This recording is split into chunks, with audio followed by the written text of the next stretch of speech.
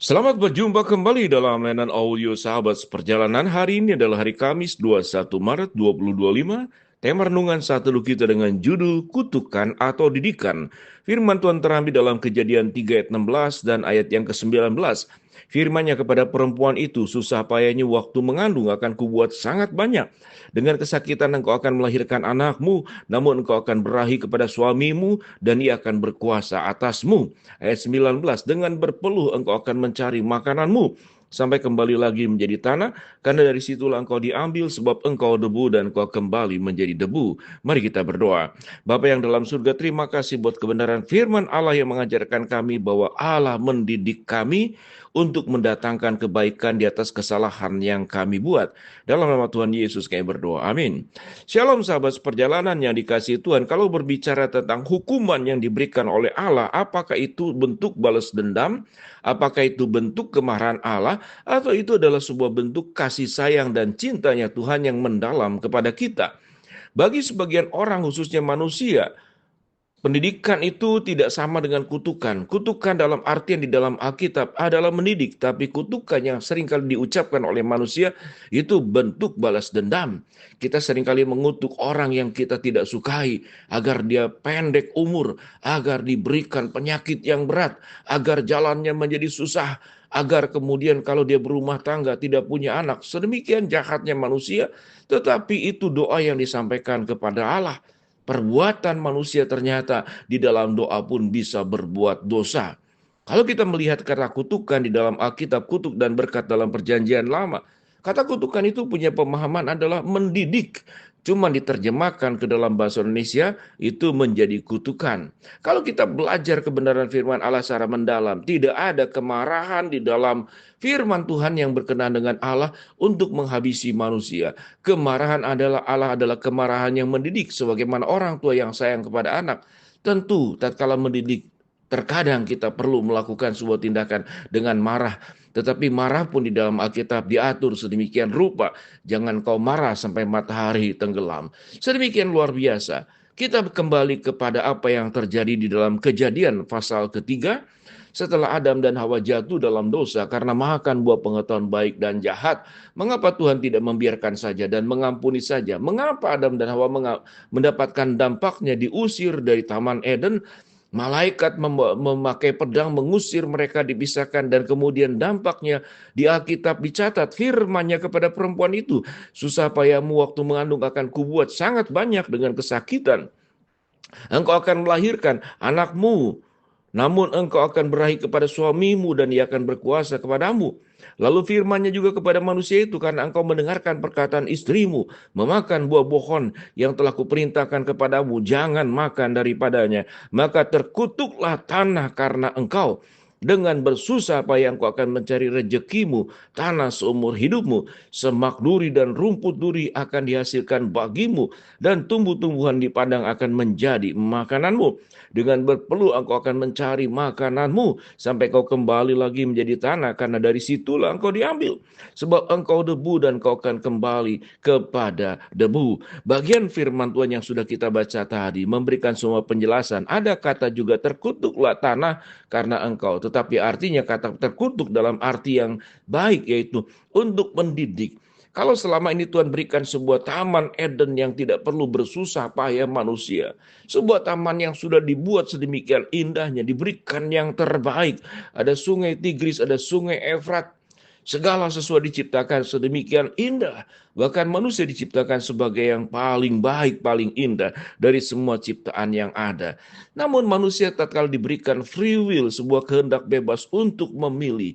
Dan itu bentuk bahwa Allah menciptakan manusia. Allah bukan menciptakan robot.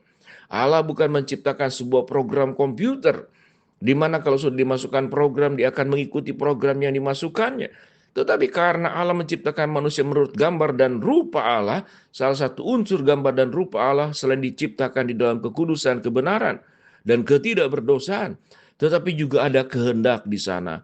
Itu yang disebut dengan diciptakan menurut gambar dan rupa Allah. Ada kehendak. Ada keputusan manusia bisa mengambil sebuah pilihan kiri atau kanan, melakukan yang benar atau melakukan yang buruk. Itulah yang dimaksud dengan diciptakan menurut gambar dan rupa Allah. Tatkala kita diberikan sebuah kemampuan untuk memilih dan memilah. Dan Allah sudah memberikan potensi untuk ketaatan kepada Allah, potensi untuk berbuat kebenaran kepada Allah sesuai dengan jalan kehendaknya. Namun free will yang diberikan oleh Allah ternyata disalahgunakan. Sehingga dikatakan firman Tuhan, mereka dikutuk oleh Tuhan. Yang wanita akan berjerih payah dengan susah payahmu engkau mengandung.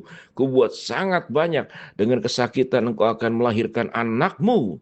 Dan kepada yang laki-laki, lalu firman-Nya kepada manusia itu, karena engkau sudah mendengarkan perkataan istrimu dan memakan buah yang sudah kuperintahkan kepadamu, jangan makan daripadanya, maka terkutuklah tanah itu karena engkau. Pada titik ini, sahabat seperjalanan, Tuhan tidak pernah menciptakan kesusahan, kesulitan. Dari mulai awal penciptaan, Allah memberikan semua yang terbaik kepada kita. Namun karena salah memilih, kehendak yang sudah Tuhan berikan kepada kita untuk memilih, memakai cara yang salah, maka pada titik itulah Tuhan mengambil sebuah sikap untuk melakukan pendidikan kepada manusia, sebagaimana yang kita baca pada poin-poin ayat 16 dan ayat yang ke-17, baik kepada Hawa maupun kepada Adam. Aplikasi yang kita ambil di dalam kondisi ini, sewaktu kita mengalami berbagai macam kesusahan, mungkin kita tidak berbuat salah, tapi itu akibat sebuah kesulitan kesusahan yang diwariskan oleh Adam dan Hawa. Tetapi ada juga kesulitan dan kesusahan karena perbuatan kita. Jangankan dihukum oleh Allah, sewaktu kita melakukan sebuah perbuatan yang salah, lalu kita melanggar hukum, lalu kita terjerat hukum, maka itu secara siogianya terjadi secara hukum sosial. Sehukum sosial kita akan menerima dampaknya. Seseorang kemudian yang malas, lalu kemudian tidak punya sebuah kapasitas diri yang baik, maka kemalasan itu berdampak buruk, mendapatkan akibatnya karena tidak melakukan sebuah kehidupan dengan tepat dan benar. Tetapi juga ada kesusahan dan kehidupan yang sesungguhnya kita sudah beriman, sudah baik, Tuhan izinkan supaya menjadi berkat buat orang lain tatkala kita menjadi orang yang teruji di sana, kesabaran, ketekunan, keberserahan, kebergantungan kepada Allah menjadi keluar. Seseorang yang hidup terlalu lancar biasanya punya potensi untuk melupakan Allah. Jadi kesulitan pun mungkin kita tidak berbuat dosa, kita tidak berbuat salah. Tapi dalam izin Tuhan untuk memberikan pendidikan, kesimpulan yang kita ambil, semua kesulitan persoalan hidup selalu ada maksud baik Allah yang Tuhan rancangkan untuk merancangkan sebuah kehidupan yang berdampak baik kepada kita.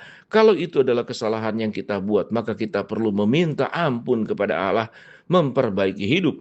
Kalau itu problem dan kesulitan dan kesusahan yang ditimpakan kepada Adam dan Hawa terjadi kepada kita karena kesalahan kita, maka bersyukurlah.